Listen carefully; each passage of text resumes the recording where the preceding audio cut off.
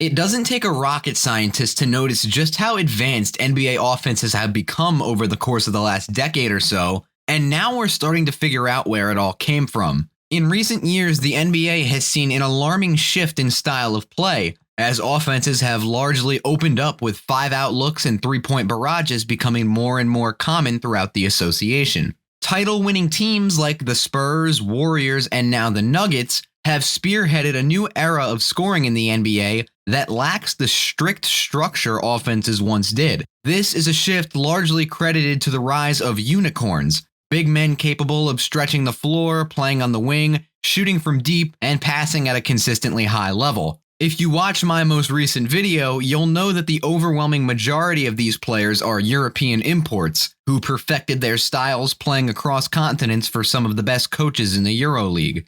It's a known fact that teams across the pond were years ahead of the curve on this revolution and have spent decades utilizing big men in unique ways. Due to this revolution, the NBA has largely become a positionless league, with guards playing like bigs, bigs playing like guards, and everything in between. Because of this, we've reached a crossroads where being big is now no longer enough. On most recent championship teams, the bigger guys on the court are often just as skilled as the point guard. Once again, if you watch my last video, you'll know that our friends in Europe were miles ahead of the curve on this, as they've been championing this model of basketball for decades. So how did we get from point A to point B? Why is this style now bleeding into the American game, and what makes it so effective? With the FIBA World Cup coming up this month, I thought there's no better time than now to answer all these questions and more. And in order to find out where the Jokic's of the world come from, let's take a look at the various offenses and systems responsible for developing the NBA's unicorns and break them down in depth. In order to understand how these players came to dominate the NBA, it's important to illustrate the stark differences between the American and European styles that led to it all. The most notable difference between professional basketball in the US and FIBA rules is the lack of a defensive 3 seconds rule. This, in turn, allows defenders to camp out in the paint, which forces offenses to be run almost exclusively from the perimeter. This offense, initially called the Euro ball screen or ball screen continuity, due to its popularity among teams like Barcelona and Real Madrid, has now made its way into the States and is one of the most commonly utilized sets in college basketball. Ball screen continuity is incredibly popular against man-to-man defenses, as it's primarily used to create advantageous matchups out on the wing. In this set, the 4 and 5 are essentially designated screeners at the start of the action, as they initiate the offense with an empty side ball screen. Don't let the name designated screener fool you though, as these big men are usually guaranteed a touch at the top more often than not in this action. This usually means that nobody is on this half of the court except the ball handler and designated screener. This is usually followed by a series of cuts both back and front door from the opposite side, as this offense demands that you're constantly moving without the ball in order to spread out the defense. However, in most cases, the ball will usually end up in the hands of the big man at the top of the key upon the reversal. Once the action settles, they'll initiate again with another empty side ball screen on the flip side. Another guard comes up to handle the reversal, and the action can repeat over and over again to continuously open up the defense and search for looks. If this action is run successfully, it usually results in a paint touch with a mismatch or an open 3 caused by the constant motion. The Warriors, and Stephen Curry in particular, are experts at this. Steph's ability to flow through this type of offense and never stop moving and cutting largely go unnoticed when people break down his game, but it's one of the key reasons he's become such a prolific shooter. Other popular actions in this ball screen continuity offense include the guard rejecting the ball screen for a baseline drive if the defense tries to blitz or hedge. It's also common for the big man to hang on to the rock and enter the post if defenses are playing the guard too aggressively. Let's move on. Another popular European offense run out of this 4-out, 1-in look is conveniently called the 41 offense, which has been run by teams like Olympiacos in Europe and popularized by Jay Wright and Villanova here in the US. The setup is very similar to that of ball screen continuity, but instead of an empty side screen followed by a cut, we open up with a slot to wing pass followed by a cut. Typically, we'll see a slot to wing pass followed by a through motion from the point guard, and then the other wings coming around to fill the empty side.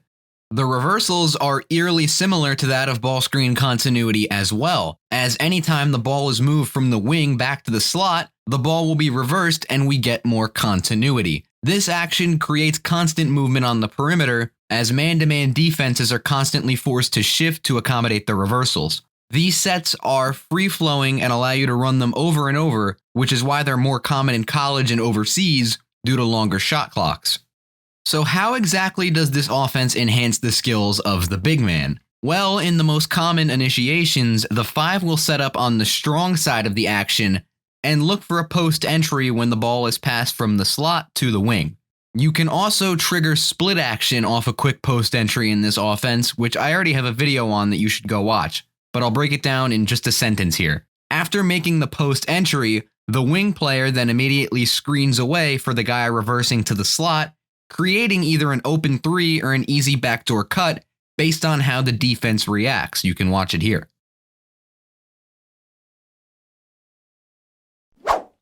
Teams with big men that are even more versatile will usually prefer to go 5 out with an offense called 5 out motion. This revolves all around the 5 getting the ball up high, somewhere near the free throw line or top of the key. This then triggers a series of cuts both towards and away from the basket, designed to confuse and space out man-to-man defenses. This scheme relies heavily on off-ball movement, back screens, and floor spacing. Watch carefully over the next few sets we discuss, as very rarely will you find a man standing still without the ball, which is kind of a continuity from all 3 of the schemes we discussed in this video. The 5 is the heart at the center of this offense, as it's almost always triggered by a big coming outside the paint, opening up the floor for cutters. This allows the big man to shine as a passer and facilitator, making this scheme almost exclusive to teams that have a center with elite passing ability like the Nuggets.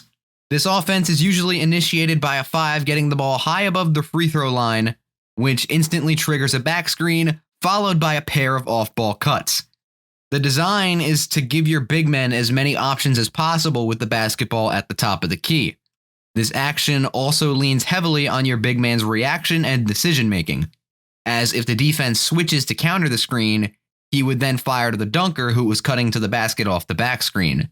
Let's watch it in action here as the defense switches amidst the chaos, allowing the offense to take advantage with a pinpoint pass. Another way teams will try and defend this scheme is by denying that dribble handoff up high. The 5 counters this by bringing the ball high above his head and looking for a pass to his man on a backdoor cut. If that isn't there, he's guaranteed to be isolated against either a mismatch guard or a big man who's way out of his depth up at the free throw line, and it results in an easy bucket. A quick reminder that with the FIBA World Cup coming up, you'll be able to see these numerous foreign offenses and styles in action, so if you enjoyed this video, I highly recommend tuning into those games as well. In fact, some of the exhibitions are going on right now.